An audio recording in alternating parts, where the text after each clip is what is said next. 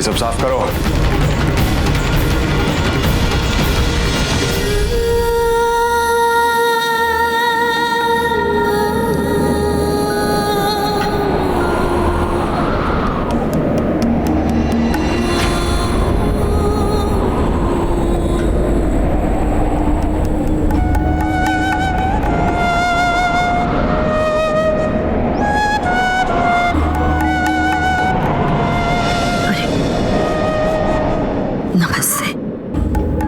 जी आप,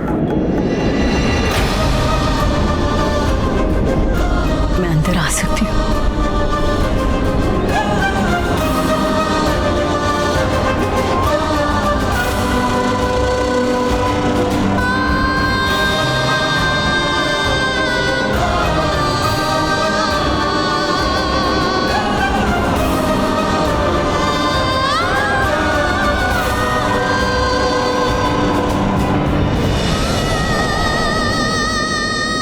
मैं माफी मांगने आई हूँ बेटा। वो स्टूडियो में जो भी कुछ हुआ उसमें सारी गलती मेरी है, क्योंकि बिट्टू जी ने मुझे कहा तुम कुछ काम ढूंढ रही हो।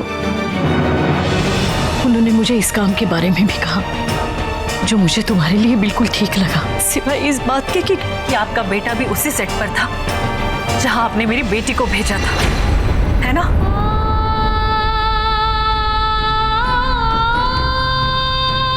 माफी मांग रही हूँ बेटा। बिट्टू जी नहीं चाहते थे कि तुम ये काम करो। बस ये मेरी जिद थी। मैं तुम्हें वहां ऋषु के सामने। क्यों किया आपने ऐसा? क्यों किया राधा जी? ये जानते हुए भी कि मेरी बेटी किन हालात में है, मेरी बेटी को ऐसी हालत में पहुंचाने के बाद उसे और तकलीफ पहुंचाने के लिए आपने उसे वहां भेजा। ये कैसी जिद है आपकी?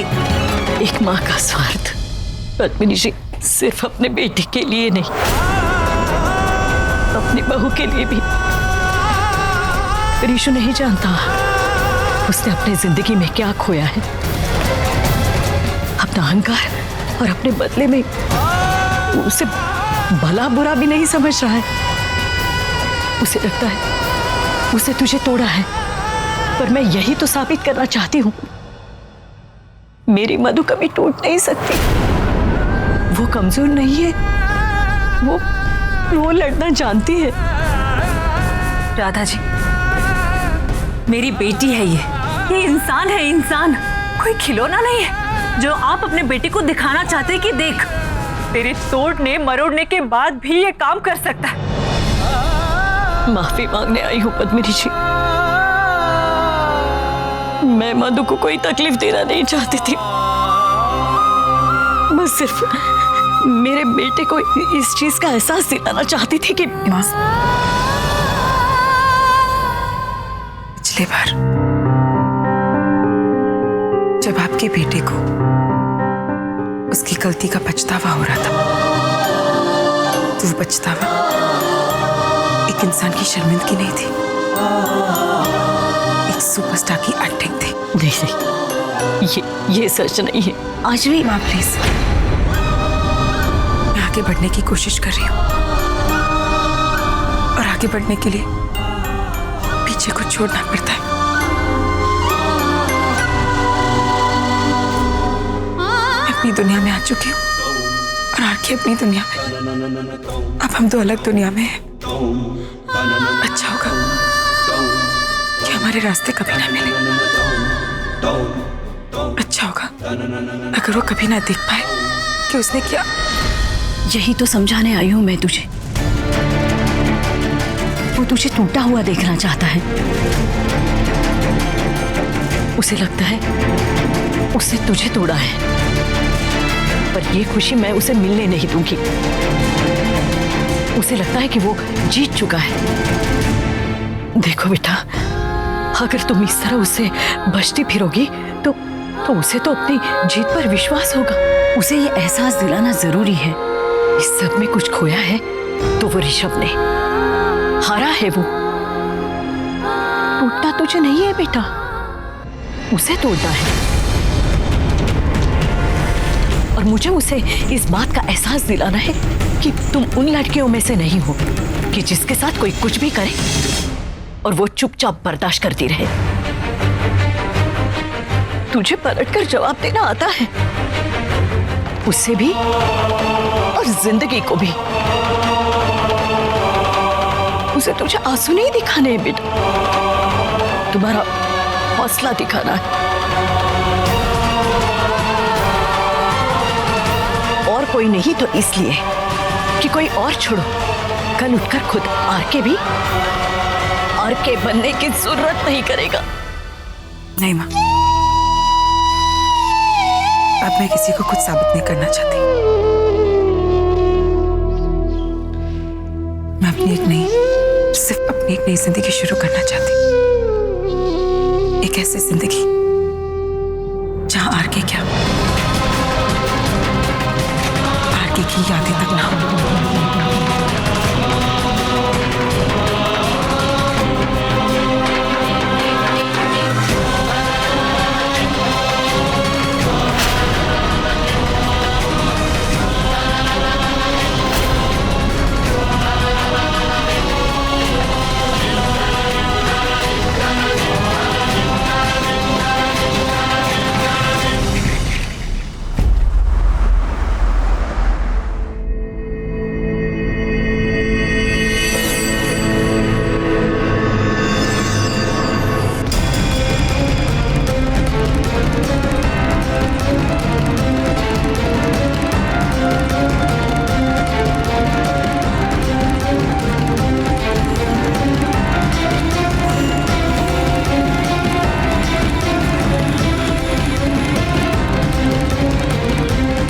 कुछ नहीं छूटना चाहिए उसका यहाँ।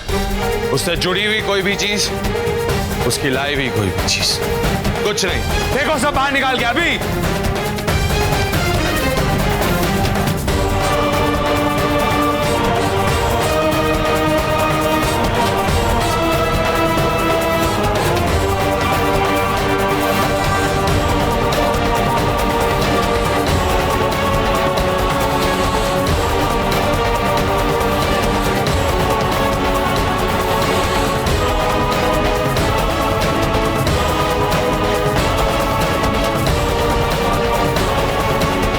जब सब कुछ बाहर फेंक दो तो उसके बाद मुझे इस कमरे में बुलाना।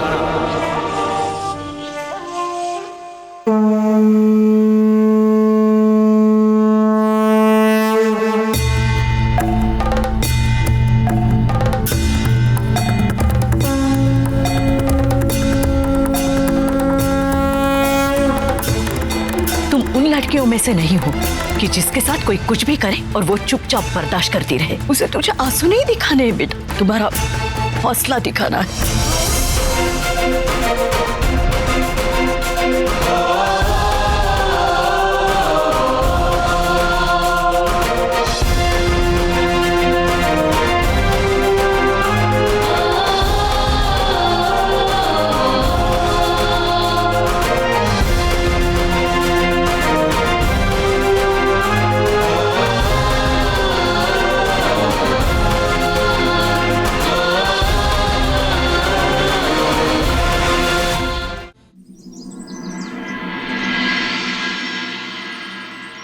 नहीं पूजा, पूजा तुम मुझे छोड़कर नहीं जा सकती।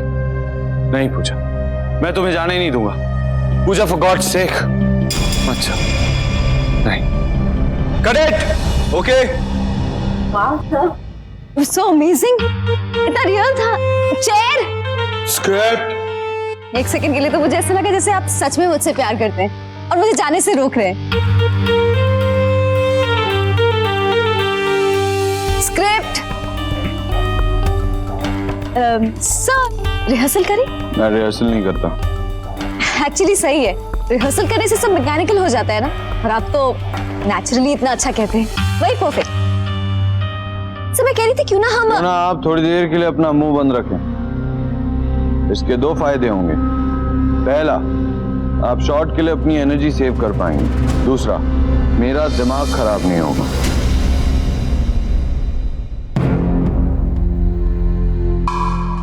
है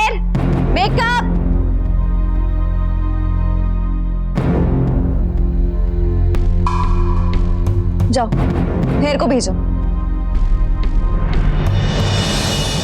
हेर, कोई है सेट पर?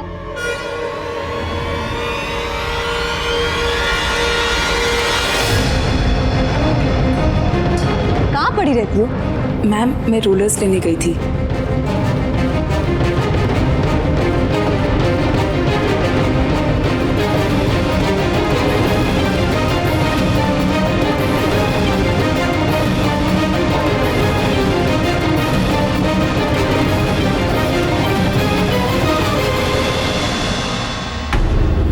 तुम कल बेइज्जती काफी नहीं थी क्या, जो आज फिर चली आई? पहले बता देती, एक साथ बेइज्जती करके भेजता। दोबारा आने की तकलीफ क्यों? मैम इस दिन आपके बालों में बाउंस आ जाएगा। ठीक है। Shot ready? अब तो बस 2 minute.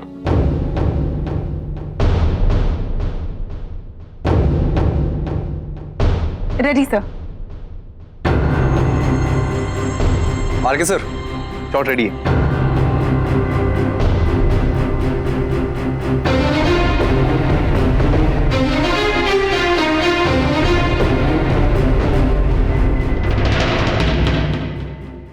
Sound, camera rolling, clap. Scene number 3 shot two take 1 action.